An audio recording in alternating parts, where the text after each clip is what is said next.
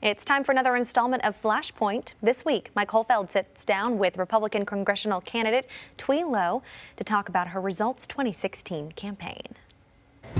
Hi everyone, I'm Mike Holfeld. Our guest today on Flashpoint, entrepreneur and candidate for Florida's 10th Congressional District, Thuy Lowe. Hey, welcome to the program. Well, good morning, Mike, and thank you so much for having me here with you today. It's my pleasure. You're one of these persons that is not a politician per se. How did you get into this? Well, I'm very passionate about what's going on in our country today, and this is my hometown. This is my country, and I feel like my country is under attack, you know, with everything that's going on, and I'm very passionate about protecting American interest. What specifically are you concerned about? Is it the economy, unemployment? Oh my gosh, you know. I mean, you must have one thing that you said, you know what, I'm going to get into this. Even though I'm not a politician, I am a business person, I'm going to get into this. Well, a couple of things that I'm passionate about, and the biggest thing is education and children. My background, and I have extensive background working with public education system because when my children were in school, I was very involved in their education program, and that led me into working and mentoring other kids in our public education system. And I understood that for us to solve some of the inadequacies of the curriculum courses and the education system that we have, we need to follow the money. And where is the money coming from? The state or the federal level. And as I get involved more into it, I realize that, you know, the federal level plays so much, it has so much impact on everything we do, our private lives. Unfortunately, a lot of people don't realize that. And I'm hoping that people starting to wake up and seeing what's going on out there, and that they're going to go out and vote this election cycle. Have you talked to people, as you talk to them, what sense are you getting? What do you think their number one concern is? Or I'm sure there's many concerns in your community. We did a poll with a list of questions from national security to immigration to job opportunity to education to you know, their safety. And I believe the number one concern right now is people here in our community is scared to death of all of the shootings. All of the violence, the killing, and the police brutality that's going on in our community. And so it's a hot topic at the moment, is that their security is the main issue. So you're striking on some things I'm going to talk more about in the second segment, but let's talk about, you know, you're in a Democratic stronghold. Yes. How are you going to get independents and Democrats over to your side, the Republican? Tough sell, or do you think you can do it? Oh, definitely. I'm sure that I can do it. And let me share with you that with the new redistricting,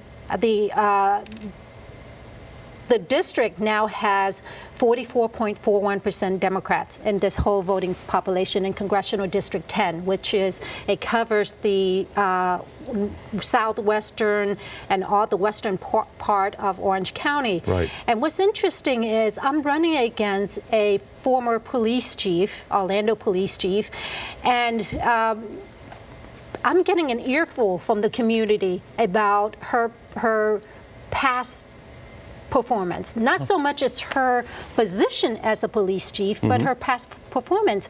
And people remember. They remember her behavior towards the community when she was a police chief. They remember that she abused her power when she was a police chief. And they remember that how they were treated as a second-class citizen when she was a police chief. So it is an easy sell for me when I talk to the community about what I stand for and how I'm representing their voice in Washington. Well done. She, of course, is still considered a rising star with the Democratic Party. We're going to talk more about that in a minute. Okay. When we come back, we'll talk more with Thuy Lowe on the congressional race and Results 2016. Back in a couple minutes.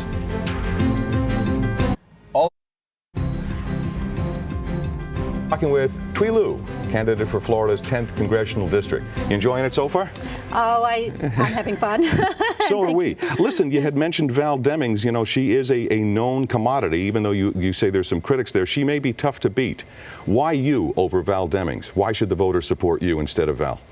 Look, we're in a point in our history right now where there are so many crises, you know, from joblessness to national security to borderless and lawlessness in our country. We need to look at electing people who have solutions to these problems, who can come up with common sense solutions to these problems. Val Demings was a former police chief. She was a former police chief for less than 4 years. She retired early for whatever reasons. She had or embraced a culture of civil rights violation. There were numerous of lawsuits against her when she was a police chief for police brutality. So when you look at her title as a police chief, and you know what, she was the first black female who became a police chief. What did Val Demings do for the community when she had that title? Take a look at her performance record and take a look at what I have done as someone that have been very involved in my community. I spent years and years mentoring and supporting and investing our kids in our education system. These are the people of the future that I'm fighting for. And we want to give or leave them with the environment that my family had an opportunity to live. We live an American dream. I am an example of American dream. We came over this country with nothing but the clothing on our back. You escaped from Vietnam. Our family escaped from Vietnam, and that last helicopter that left Vietnam on April 1975, and we came over here with nothing.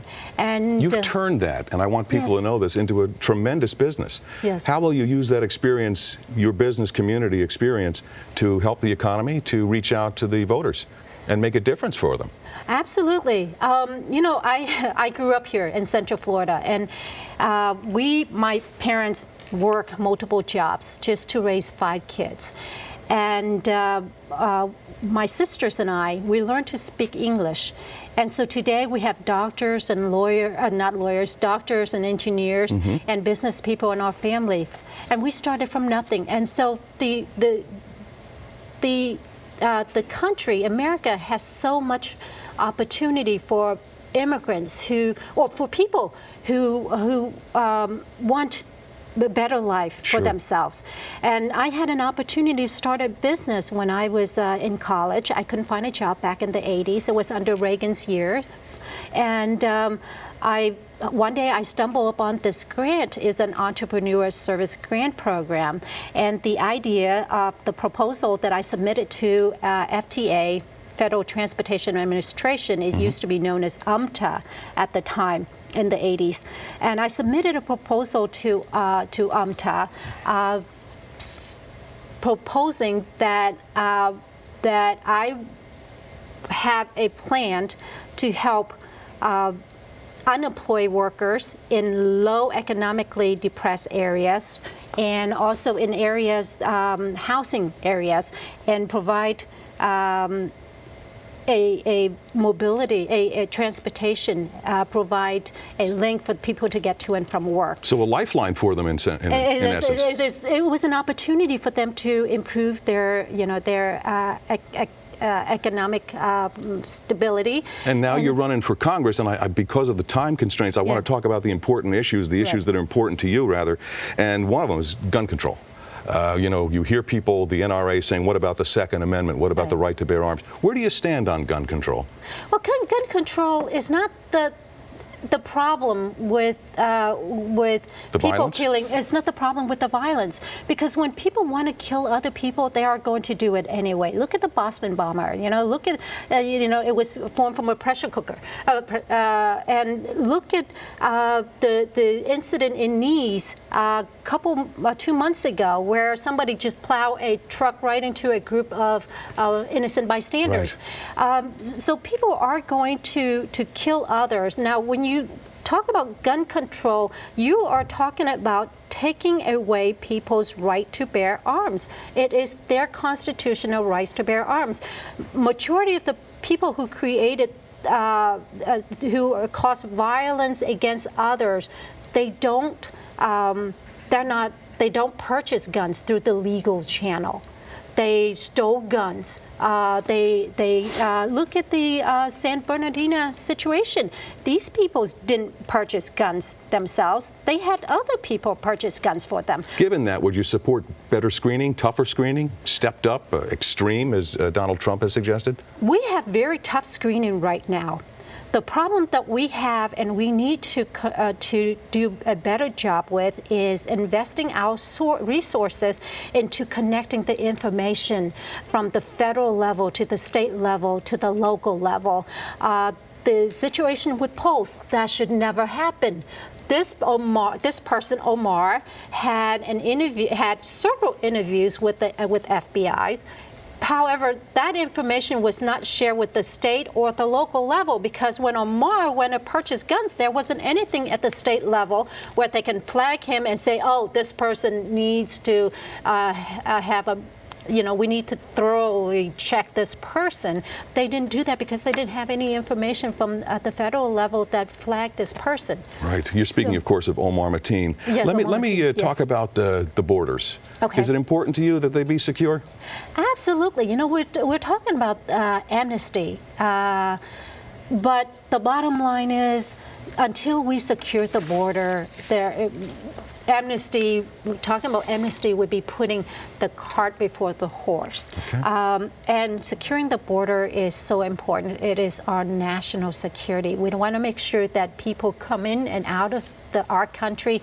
They need to be documented. We need to know when they're coming and where they're going, or when they're leaving. So it is really important for us to secure the borders before we talk about amnesty.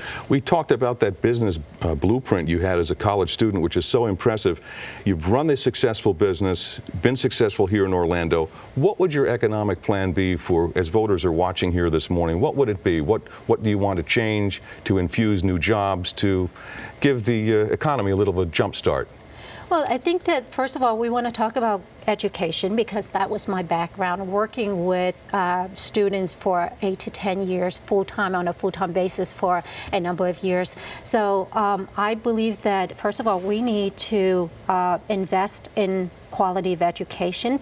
I would like to see more funding to go into STEM projects, which are science, technology, engineering, and math. And I'm also supporting a school choice, because I believe that parents who raising their children in a community shouldn't be confined in that community. In terms of school choices in that community, they should have the ability to go beyond their district, their border, to provide better opportunities for their kids. School choice is really important. And the other thing is, being an entrepreneur at one point, I believe that the regulations, all businesses are over-regulated. We overtaxed. And the sources that we used to enjoy with the Small Business Administration in terms of funding for startup businesses, this opportunity is no longer there, and we need to provide more resources for our community, and encourage and inspire people to start their own business. Well, we're running out of time. I've really enjoyed this, but I do want to say one more thing. Yes. Talking to the voters right now, November 8th, what do you want them to know as they think about you as a candidate? Well, I want them to know that, don't look at the title, but look at the actions that were performed by both candidates. I'm running against someone who, yes, was a police chief, but look at her record and really see if she was if she's there for the community. I want people to know that I'm their voice. I'm not a voice of the big Democratic elites. I'm not a voice of special interest groups. I am the voice in the community, and I want to bring resources back into our community to make sure that we have better quality of life here, and that we are protected, and that I want to protect their families, their children, and our national, and our country. It was a pleasure meeting you. Yeah. Very refreshing. Yeah, thank you so much. Thank you. Well, we want to thank Thuy Lowe for being on Flashpoint today. We'll be back with more news and weather in just a few minutes.